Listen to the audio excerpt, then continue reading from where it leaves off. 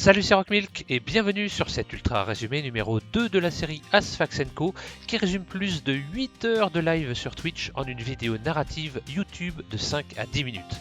N'hésite pas à passer sur les lives, faire un coucou, à me suivre sur Twitch et aussi à t'abonner à la chaîne YouTube. C'est totalement gratuit, ça te prend quelques secondes et ça fait toujours extrêmement plaisir. Bon visionnage! On reprend l'aventure après 2 jours de pause et j'hallucine déjà. Quand je suis parti, c'était un terrain vague et désormais, on est proche de la zone industrielle de Dijon. Il va falloir que je me bouge si je veux pas passer pour le gars qui fait du camping sauvage en compagnie d'un chien rat.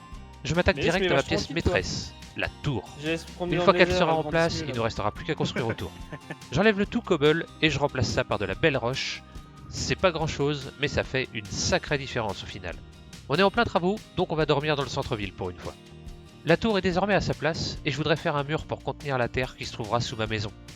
J'ai pas mal de pierres des abîmes, donc on taille tout ça et on commence le terraforming pour solidifier la structure.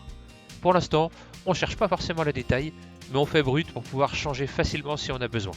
Conseil de builder. Ça sent le pingouin grillé, on dirait. J'aimerais faire un escalier en façade pour accéder à ma maison qui sera au-dessus. J'apprends alors qu'un pingouin, ça vole pas. Pourtant, c'est pas faute d'essayer. Allez, courage à Calas. N'abandonne pas tes rêves, petit pingouin. On passe maintenant à la maison, et je veux faire un rez-de-chaussée en bois pour contraster avec la tour, histoire de bien la mettre en avant. Comme j'aime bien le sapin, on prend des troncs pour poser la structure, sous le regard bienveillant de Taz. D'ailleurs, son enclos me gêne, donc on va le déplacer un peu plus loin.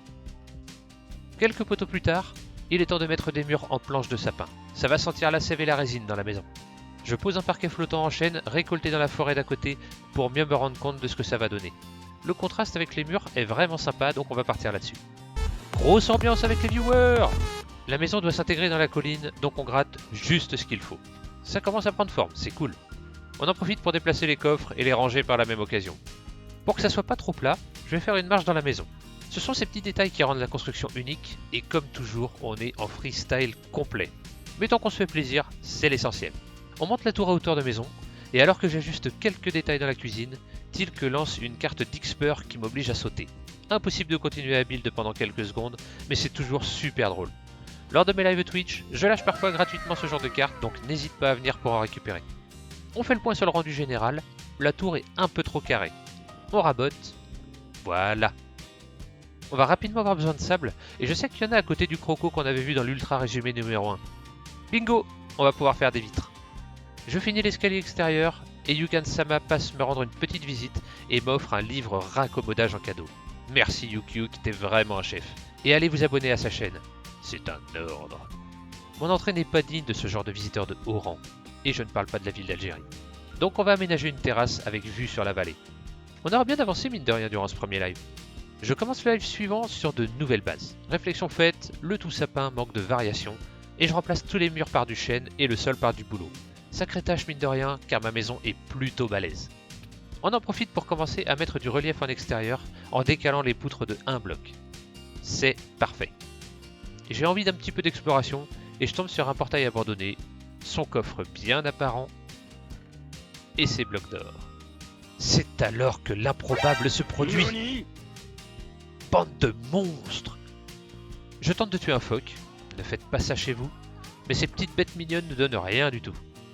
Je tombe alors sur un village non visité. Ses habitants deviendront mes sujets, qu'on se le dise. De retour à la maison, mon escalier est trop près de la porte. Et il me manque un truc pour que ce soit THE escalier. Avec l'accent. Je le casse, je le déplace, et surtout, on crée un espace style square pour y déposer une waystone. Voilà, en une phrase, je résume 1 heure de live. Une voix off, efficacité 5.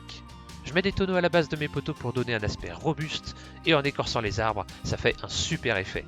Tout ce bois et cette pierre, ça manque un peu de verdure, donc je vais récupérer des feuillages et je les dispose autour du square avec la waystone. Les arches, c'est toujours super classe, donc j'ajoute des escaliers à l'envers et je relie le tout par une trappe pour rendre tout ça plus fin. C'est de toute beauté. Comme je manque de bois, je retourne à mon village en récupérer. Dans la forêt, je vais rencontrer 3 potes poilus qui vont pouvoir veiller sur les villageois en mon absence. Au retour, on pose le sol de l'étage et on modifie la tour pour lui donner un côté rustique en alternant roches, pierres taillées et andésite. Trop classe. J'ai un pauvre homard qui traîne dans un seau d'eau dans un de mes coffres et on va lui aménager un espace de vie derrière l'escalier pour qu'il ait la paix. Va te dégourdir les pinces mon petit. Je ne veux pas qu'il soit tout seul et je vais donc lui chercher des congénères. Je tombe alors sur un homard shiny idéal pour ma collection. On va s'occuper un peu de mon village. Un petit débriefing avec les loups, tout s'est bien passé en mon absence. Je vais construire une machine à villageois pour pouvoir m'en créer à la demande et je vous la présenterai bientôt en vidéo. En rendant visite à des phoques, je vois un gros tas de durites qui serait parfait pour ma maison. Ça fera de beaux murs pour mon étage. Tiens, du fer. Les villageois sont des gros mangeurs, surtout quand ils sont reproducteurs, donc on va cultiver des céréales pour les nourrir. Quelques corbeaux viennent de ruiner mon dur labeur, mais un épouvantail devrait rapidement régler ce problème. Retour à la maison. Elle a fière allure quand même, je trouve. Je prends ma durite tout juste fermée pour commencer mon étage, et je reçois de la visite, et eux ils sont pas là pour me donner un livreur accommodage. Je récupère un vieil arc miteux obtenu à la mort d'un squelette, et je les tire comme des lapins. Ma malédiction ne durera que le temps que je boive un seau de lait que j'ai toujours sur moi, et je repars en remplir un autre chez Lulu. C'est le côté milk de Rock Milk. On fait quelques aménagements extérieurs pour donner un peu plus de cachet à la maison, à la base d'arches et de fleurs. On va vraiment être bien.